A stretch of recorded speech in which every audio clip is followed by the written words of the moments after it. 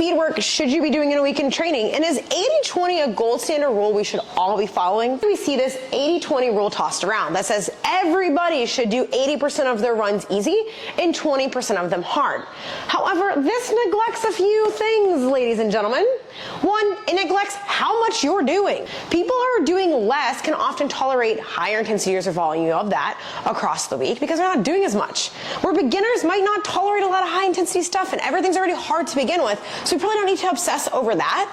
And 80-20 is more of a model of distributing your running volume or intensity across the week in a way that favors multiple intensities rather than just always training in one. Likely familiar with zones, where zone 2 is our easier stuff, zone 3 is our moderate stuff, and zone 4 is our harder, higher intensity stuff. And a lot of people are telling you to spend 80% of your time in zone 2 and only a little bit in 4 and 5.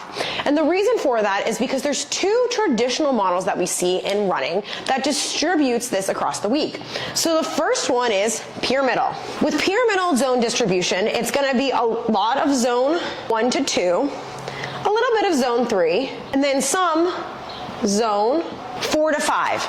This still favors doing a lot of these, but also includes a little bit more zone 3. It's a pyramidal distribution. We're kind of spreading our intensity and volume across the week in a way that we do a lot of it easy, a little bit moderate, a little bit hard. Rise, which is where mostly this 80-20 conversation comes from. And that's where you do a lot of zone 1 to 2, a good bit of zone 4 to 5, and not so much zone 3. The reality is both of these work. And there's this narrative that zone 3 training is inherently bad for people. That's not necessarily true.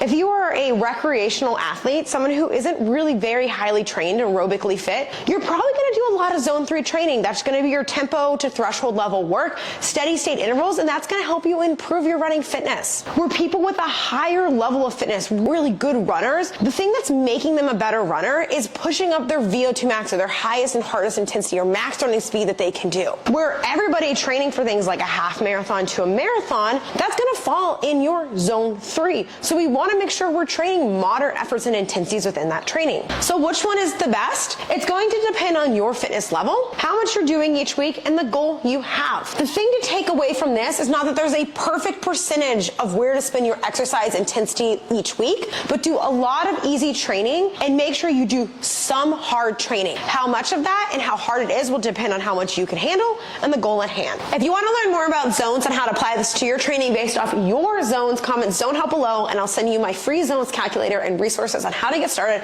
on integrating this into your training to meet yourself where you're at.